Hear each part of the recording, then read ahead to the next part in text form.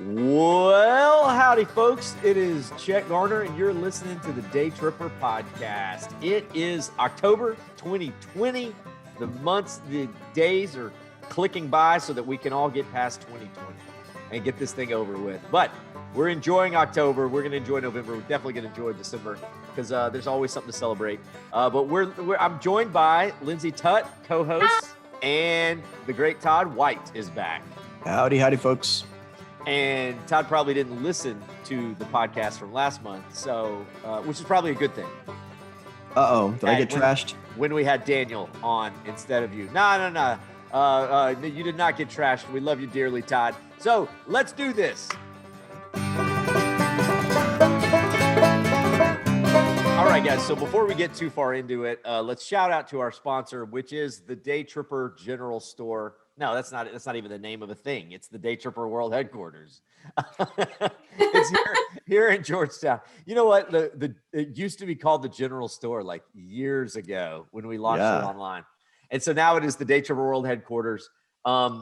We are stocking this thing up to get ready for the holidays. But, until then, we got lots and lots of great stuff, T-shirts, Texas-made products.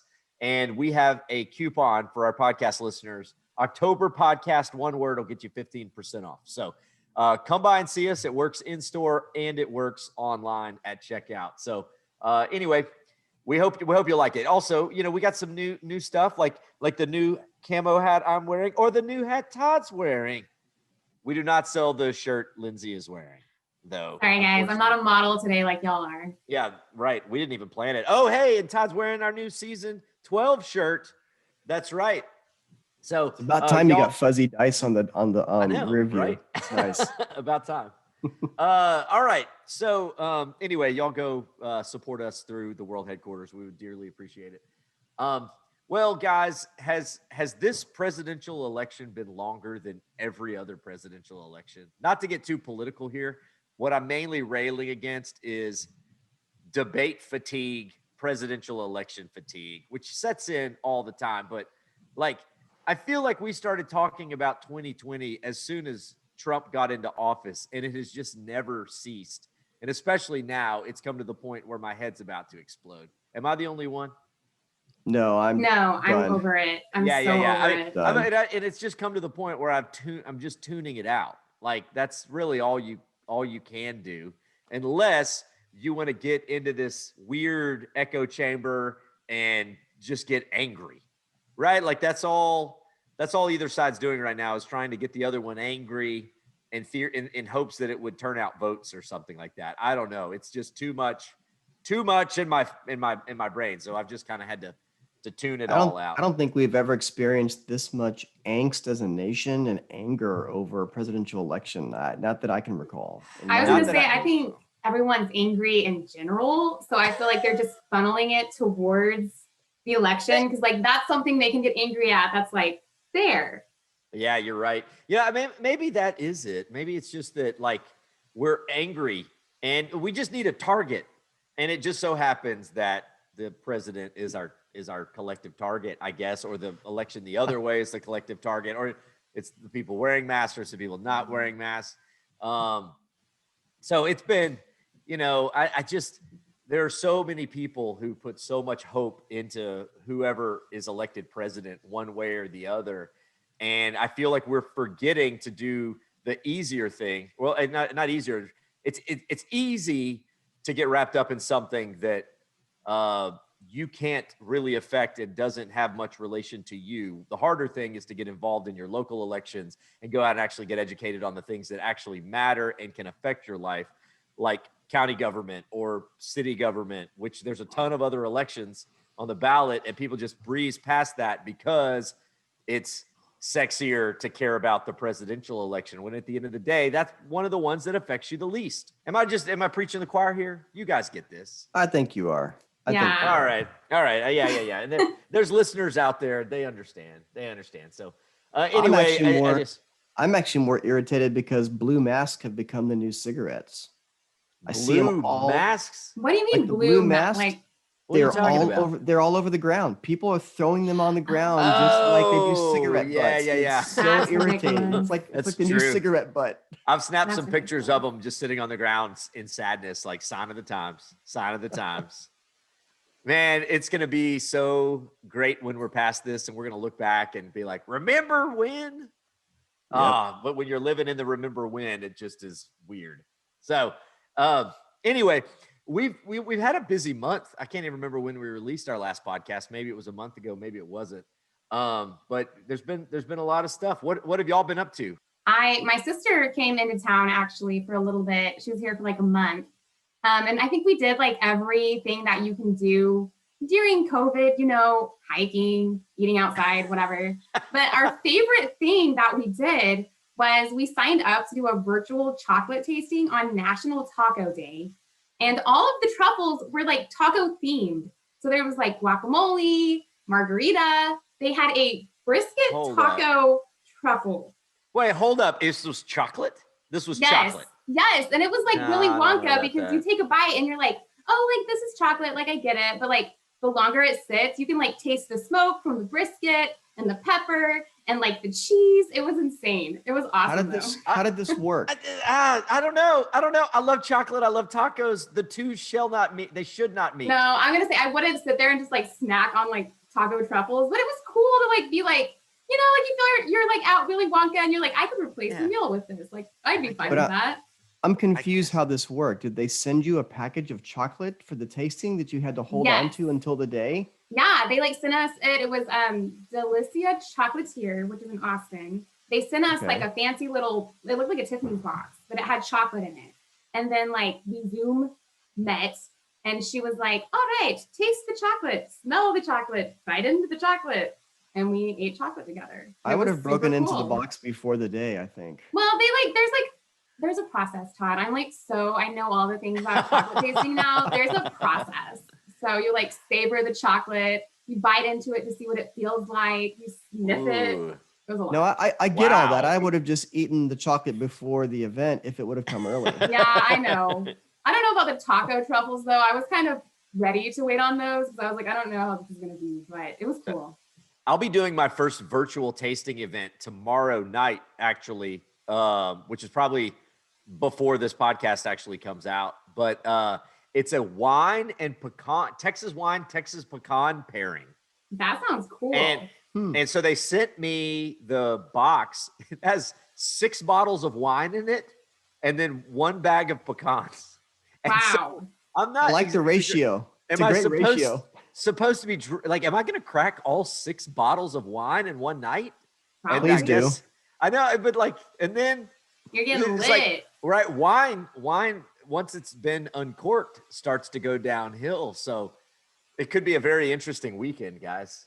Drop the kids off somewhere. You may not remember it. I think it was fun. No, it's going to be, I'm excited about it because it's all Texas, pecan growers, Texas wine. So you should get your mom to watch the kids, and then it's just you and Laura, and y'all just sort of like blitz the weekend away. Yeah, I'm not going to remember it. Not right. Exactly. Chocolate tasting. Todd, what about you? Working. It's been busy. Customers are back online. And then I was also working with the camera brand that sponsors me, Lumix, launching a brand new camera. So that all launched as well. So Todd is a Lumix global ambassador. If you're interested in Lumix cameras and you Google Lumix, Todd White is the first thing that comes up. He is the definition of Lumix. If it's in the Google, it's the truth. So that's been keeping me busy a lot. Yeah, no kidding. But it's been really cool to feature in that process some of the local people that we know, like Gail down over in Salado Glassworks. I featured him on the part of the global launch campaign of his glass making stuff in Salado. And that was really cool to partner with local guys to do that. No, yeah, for sure. I saw that video and it was really well done. Super cool. And it's kind of like you're the subject though. It's not just like Todd filming the glassblower guy. It's somebody filming Todd filming the glassblower guy. I need to send you the one that I shot of just Gail, where I interviewed him. Oh, I have not seen that one. Full straight up only Gail. Cool. That was fun. Cool. So anyway, that's been keeping me busy. Other than that, I'm also a new puppy as well. Where's the puppy? Where's the puppy? Puppy? Proof. Picture it didn't happen, Todd. Show us the puppy. Show us the puppy. And Lindsay, describe this puppy because there I'll are take people. the puppy through the. Just give me the There puppy you through go. the video. I'll just thank you. I just So- woke him up from a nap. So anyway, It's a dachshund, long-haired dachshund, long-haired Pretty- miniature dachshund. Dapple. long-haired miniature dachshund.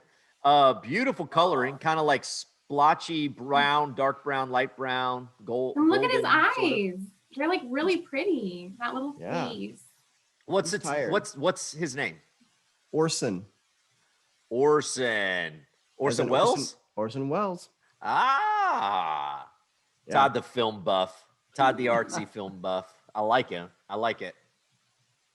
So you're back in puppy land, Todd. That's like, oh man. It's like having Waking- a kid. Yeah, Potty training. basically. Oh yeah. Walk out in the middle of the night, take him poop in the yard. Yeah. So that's awesome though. Little man Orson. Bring him on the road, man. Bring him on a shoot. I don't think so. We'll take him on the road. Yeah. Just bring him to me. I'll take him. All right. we Lindsay's can been do that. pulling for an office puppy for years. Yes, And we finally have one. That's it. Shot it down every time because I'm a big mean boss like that. I've heard you talk about your dog. You are. Just kidding. Yeah. Well, I don't have a dog anymore. Our rule about dogs at our house is not until everyone can poop and wipe their own bottoms are we getting a dog. Because I don't need to be wiping a dog's bottom on top of a child's bottom. That's But true. Eventually we'll get there. So the biggest thing that happened since last podcast in my life, I turned the big 4-0. Yes. Crested over the hill. Oh yeah. Yes. And in celebration, got bit by a monkey. I don't know if that was in celebration. Wait, got bit by what? Wait, A what? monkey. I got bit by a monkey. Let me look at the calendar. This is, Oh. it was like right before my birthday. Yeah. This was days before my birthday. Yep. We were in Stephenville and filming a video about the rodeo. And I met this monkey, the world's most famous monkey cowboy.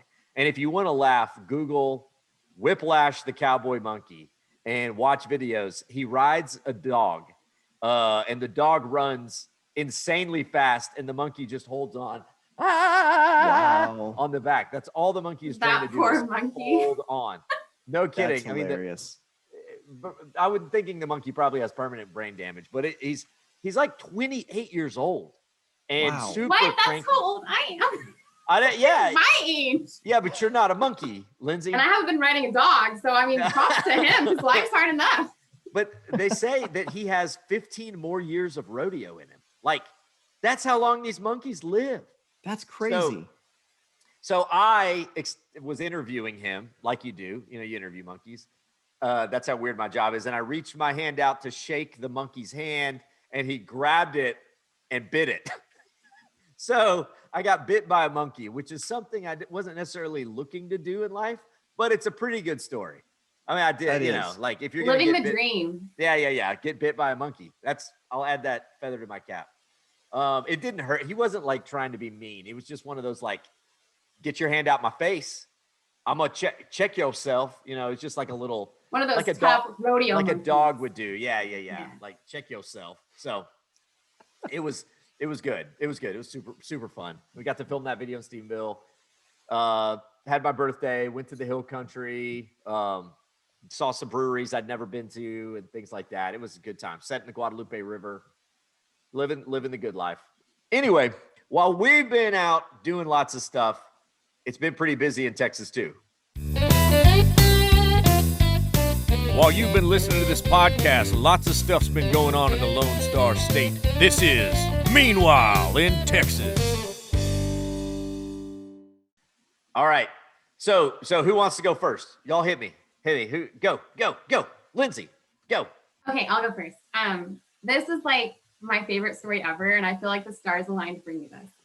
Okay, so there is a cop in Midlothian, and his name is Christopher Douglas. And like on weekends in his spare time, he dresses up full costume like Captain America, and he goes and visits hospitals and like kids in a hospital and like makes their day because he's Captain America, Aww. right? That's So great. he wanted to like, he has a Chevy Silverado and he wanted to like trick it out So it's like his Batmobile, but I guess like his Catmobile. So he Okay. took it to a custom shop in Dallas, and he was like, "Hey, like I just want it to look Captain America-ish." And the guy, like the owner there, was like so touched by what this guy does in his spare time that he like gave him his entire car job for free. Oh, And that's like awesome. this car, I don't know how to describe it, but it looks like Captain America. Like short of having like Chris Evans all over it, it's like wrapped to look like Captain America. So now he can go visit the kids on the weekend, and like his car looks like Captain America, and he looks like Captain America. And like, honestly, I want this car. It's like the coolest thing I've ever seen. Oh gosh, I'm looking. I had to pull it up. I'm looking at it. That is rad. Isn't that like? So- would you drive that Chevy? I think you would. Oh yeah. Yeah. Heck yeah, I would. So it doesn't have it's the paint job that got done. It doesn't have like a giant shield on top of it or missiles coming out of the side, but the paint job is sweet. It's like blue on the front and then it fades to these stripes on the side. Oh, that is too cool. Yeah, it's really Well cool. done, Texas. One for the Yes. guy who's, Officer Douglas, who's given up his time to go and see these kids. No. But then, also for a company like this that has the ability to bless someone to outfit the car for free. That's Yeah. rad. Texans are heroes in real life. I love that. That's right. So, Oh, that's rad. yeah. Todd, what'd you find that Texas has been doing crazy? So I'm gonna go shout out to the Boy Scouts of America, and I just want to throw it out as Lindsay and I were talking prior to the podcast for some girl power here. So Woo! Oh, Abby yeah. Winkleman, who is 14 years old, has just been named one of the first girls to get the rank of Eagle Scout with the Boy Scouts. Get Okay. it, girl. And Get it. So February 2019, roughly, the Boy Scouts changed their name to Scouts BSA and announced that girls could join the organization in the first time in its 108-year history. And so they were announcing the candidacies for the Eagle Scout rankings. And most of the scouts that do this have 3 to 4 years to complete everything. Yeah. And when she announced that she wanted to put her name in the hat to get this, she had a year and a half to climb through 6 preceding ranks, earn 21 merit badges, and do and complete a full project. And she knocked it out of the park. Got all the ranks knocked out, got all the merit badges. And for her project, they built wheelchair ramps and benches for the Anderson Mill Garden Club in Valente. And the Scout Board approved her as one of the first girls to get that ranking. Wow. So shout out for so Texas and cool. going for Yeah. it. So as an Eagle Scout, that is a lot of work. And the fact that she blew through it so fast, kudos to her. Kudos to her. Now, So that's something proud for Texas to be known for. One of the first girl Eagle Scouts. That's awesome. yeah. I didn't know. I was, my son is involved in Scouts. And so it's kind of wondering when girls would be able to ascend through the ranks, because that's no small feat. No. That is no small feat. And regardless of how you feel about whether or not girls should be in the Boy Scouts, which is now just the Scouts, right? Just the sheer fact alone that she was able to achieve, it's pretty phenomenal, because it's a lot of work. That is indeed a lot. That is so a lot of cool. work. Get it, Cool. girl. Cool. Get it, girl. Get it. All right. So here's what I found. This is one of the most beloved institutions in Texas. They have been in existence for 94 years as a single location, and they have just announced that they're opening a second location after 94 years. These people, they make a morning breakfast pastry. They have a cult following that has, set the world on fire. We've featured them on the Daytripper, and I love them. Round Rock Donuts opening a second location. And I was like, is it going to be in Round Rock? No, it's going to be in Cedar Park, Texas. Cedar Park. So Round Rock Donuts, are they going to become Cedar Park Donuts? I don't think so. But if you guys don't know what a Round Rock donut is, it is a little circular piece of heaven. And if you can get it warm, there is nothing better than a warm Round Rock donut. And I will fight anybody who thinks different. And I think different. I'm going to fight you, Todd. I'm Enter coming Todd. after you. Oh, I knew he would. I am personally I am personally a Krispy Kreme fan. That is my donut of choice. If I'm gonna go for warm donuts, it's gonna be Krispy Kreme. I mean, I love a good Krispy Kreme donut, but there's something about that yellowy orange glaze of a Round Rock donut that you just can't beat it.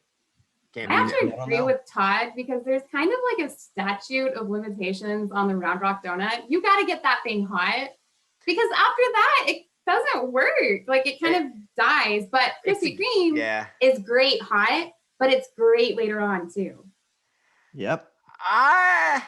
Okay. Mhm. I will give you Round Rock donuts don't age that well. Like when you're at church and someone brought Round Rock donuts at 7 a.m. and then it's like lunchtime and they've been sitting on the table for a few hours with the open box, it's best to avoid the Round Rock donut at that point. Yep.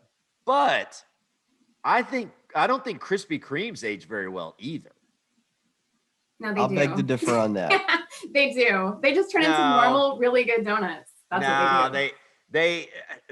They get chewy. They get like pasty almost.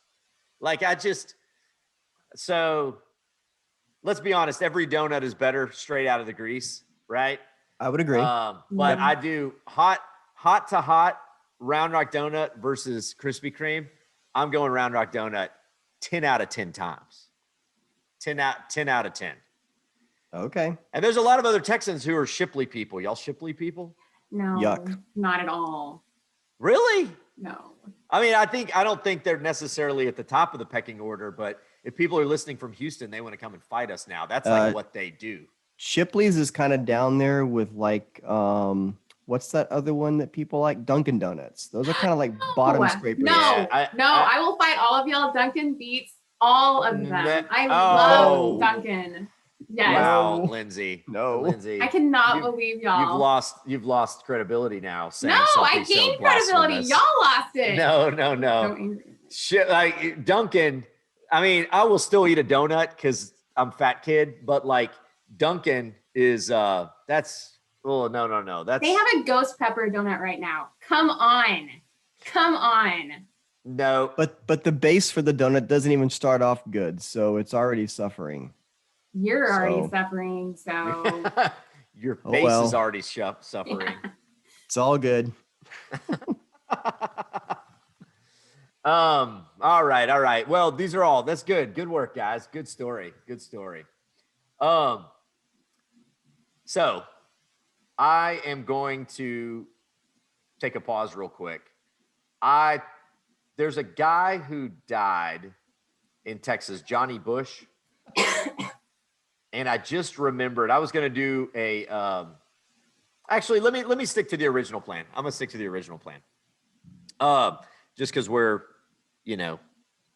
strapped on time a little bit. So, all right, guys. Fantastic. Now we're going to move to the part of the Talkin' Texas show where we bring you a song from a Texas music artist that you may or may not have heard of, just to kind of rock out. This is the Texas Music Minute. All right, so it's October. What do we love about October? Fall. Fall. Halloween. Halloween. All right. So here's a band. I was doing some research, Texas artists, kind of looking for stuff. I always like to stay on top of new Texas music. I came across this band.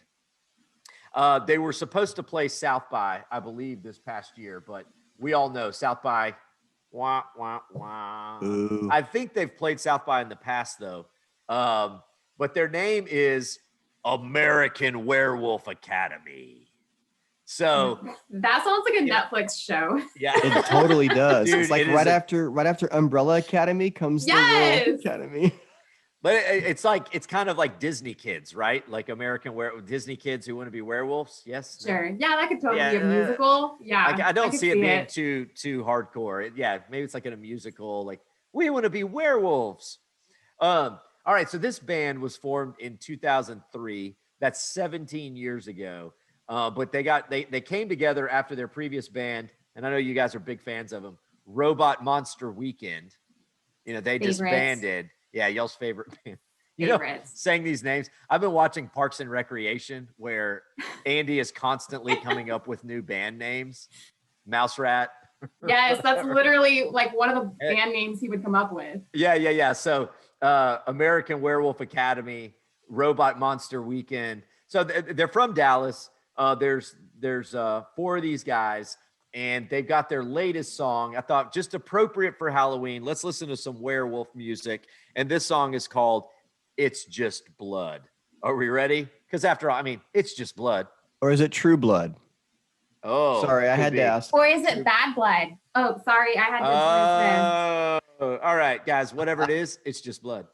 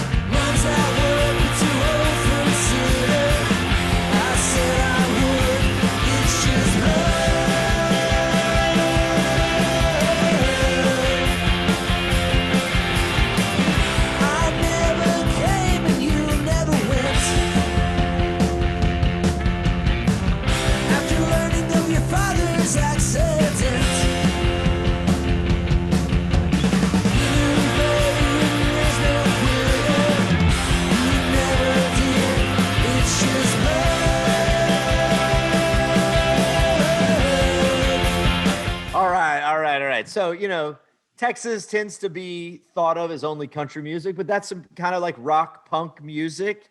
Hailing they've been doing a lot of work with some of the labels in Denton, Texas, and I feel like that's a very Denton sound. It's kind of like a lot of angst to that voice. Like a lot of angst. Yeah, indie rock, angsty. Yep. And then I also read on one of their bios that they are working with a brewery in North Texas to produce their own brewed werewolf beer. What? Werewolf beer. What? Turns you into a werewolf with just one sip. Don't drink it on full moon. Oh. All right, guys. So if y'all like it, y'all like punk, or y'all like American, or Texas music that isn't necessarily pigeonholed country, check out American Werewolf Academy. I mean, they've been around for 17 years. I'm sure there's a bazillion songs that they have out there. But I thought it was pretty fun. And with Halloween coming up, everybody needs to listen to a little werewolf music, right? Yeah. Right. So, all right, guys. Now we get to one of my favorite parts of the show, where you guys send in questions and I get to answer them without knowing what they are. So this is questions from the back seat. Are we there yet? Hey, can you pass me the snacks? When are we gonna stop? I gotta go. Benjamin T. writes, if the Daytripper went international, where would you like to go first? Ooh, I like that question. Ooh. I like that question. Oklahoma? I'm kidding. Yeah, I don't think that would be at the top of my list. I would go to the weird, I love Texas towns that people don't necessarily think about going to, right? Like, that's kind of my thing. Like, let's showcase towns that have been overlooked. So I think I would do the same thing with countries. So I would go and trip to some countries that people may or may not know about. I'm a beach guy, so I'm going to go to Indonesia, the Philippines, Malaysia, Thailand. I'm going to go to Southeast Asia first. Then I'm going to go to the stands. Kyrgyzstan, Uzbekistan, Afghanistan, if we can get there. I'm going to do all that stuff. I'm going to make the show's going to be we're not going to go to Paris and London. We're going to go to weird countries that you're like, why would anyone go to those countries? Like Croatia is beautiful. I've never been to Croatia, but a bunch of people in Europe go to Croatia all the time, but Americans just don't go to Croatia. So we'll do Croatia, all that stuff. And then when we run out of places, we'll do Oklahoma. Good question. Marshy Y from Grandview asks, do you let the crew eat your leftovers? Do you get your food for free? Very important Oh, question. double question. So Interesting. the idea is, yes, I'll answer the second question, but yes, we usually do get our food for free. Locations don't pay us any money to be on our program. There's a lot of people like, oh, y'all are just an advertisement, blah, blah, blah. Like, no. These towns don't pay to be on our show. The locations don't pay to be on our show. We pick them. And often when we go there, the owners will give us free food, both for on camera and for the crew to eat.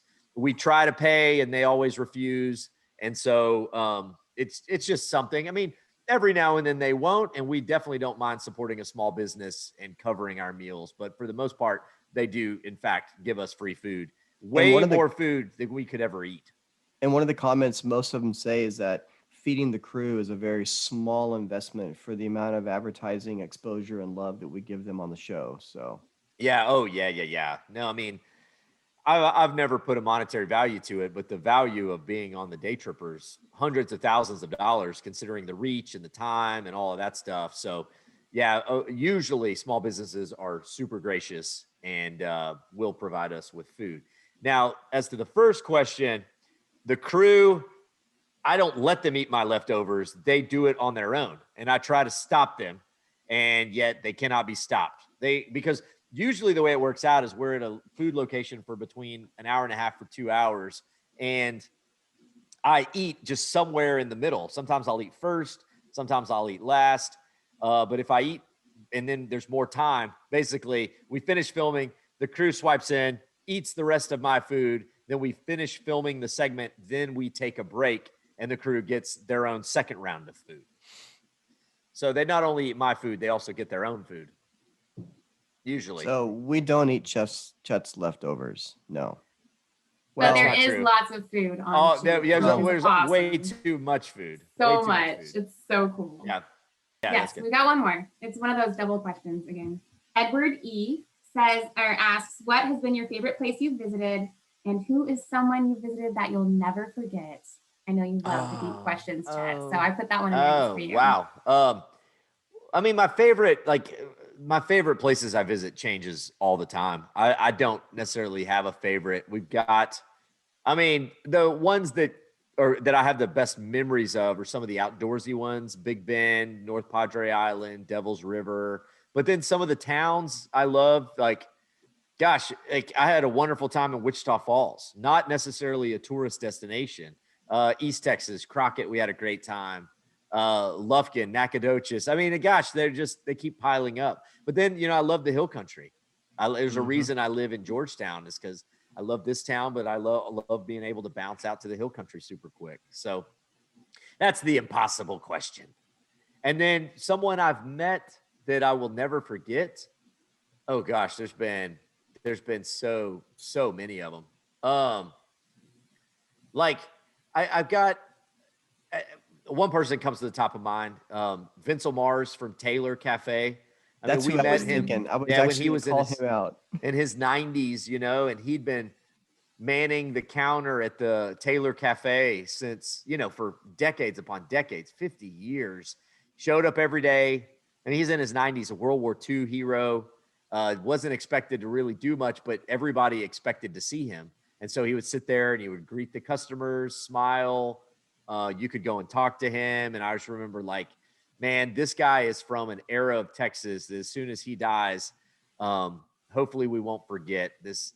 He had a great deal of pride for his place. He loved hosting people. And he was just like you, when you were talking to him, you felt like you were talking to a legend, an absolute hero. So that was pretty cool. There we go. Well, hey, thanks guys for the question. Remember, y'all can always send in question, podcast@thedaytripper.com, or just leave a question on social media, or contact@thedaytripper.com. Whatever you do, we'll find it. Ask a question. We love to answer questions. So here's the next part of the show. Not so much questions as complaints, or sometimes love and praise. Let's see. We call this fan rants and musings. Hey, Daytripper, I got a bone to pick with you. Oh my goodness, it's the Daytripper. We love your show.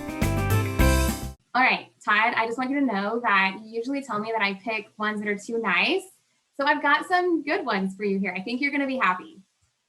So we're going to start off with a love letter that Kevin B wrote us about the Texas Burger Road Trip episode. Aww. He wrote us like a novel, so I'm just going to read you some highlights.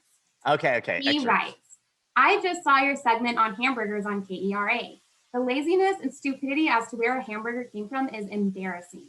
If hamburgers came from Athens, Texas, as you say, why isn't it called an Athens burger? The meat was specially prepared in Hamburg, Germany, and then brought over by the Dutch into what became the New York State area. This is just normal history. Thinking it then took centuries before they arrived in Texas to be put on bread is typical Texas stupid. And it all means jack to Texans who think as long as there's a lot of it and you slap enough crap on it, that's gourmet. Whataburger is an example.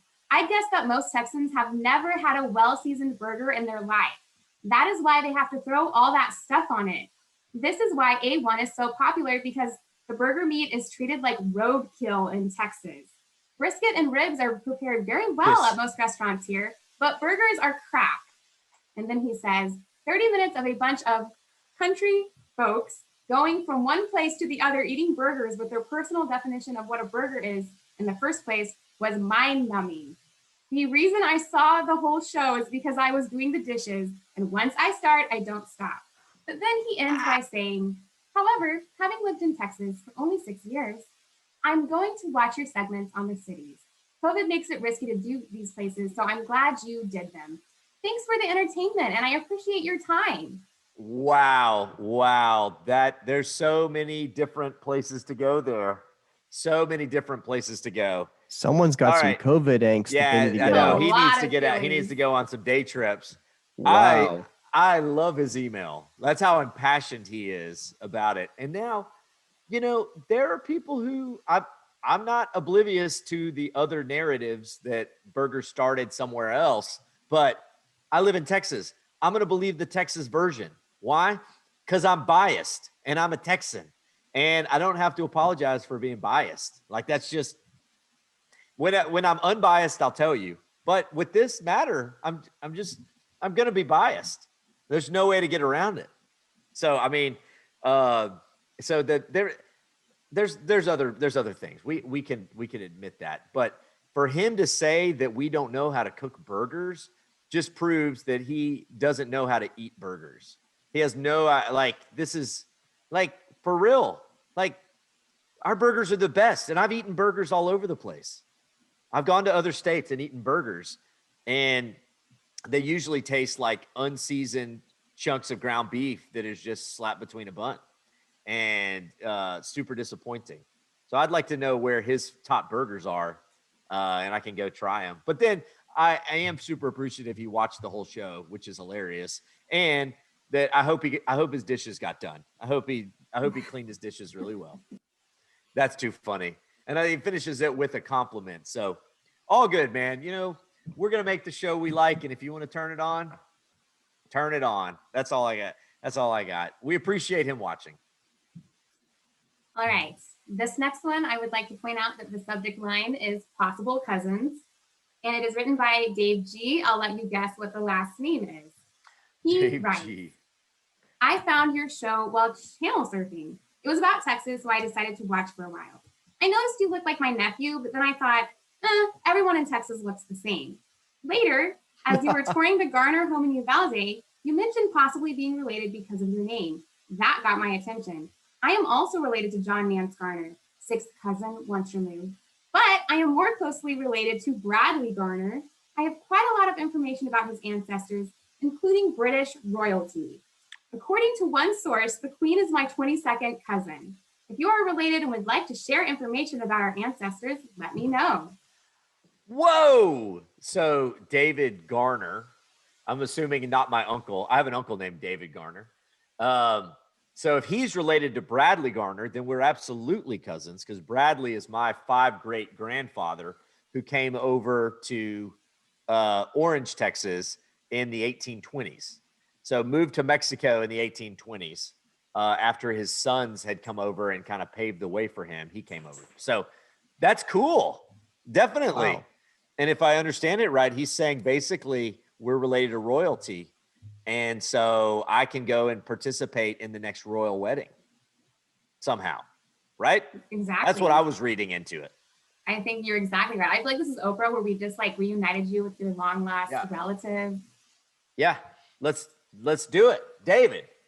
We're royalty, which is a pretty funny irony considering my family just like, you know, bales hay and fixes tractors and all that kind of stuff. So royalty is pretty highfalutin for us. Pretty fancy.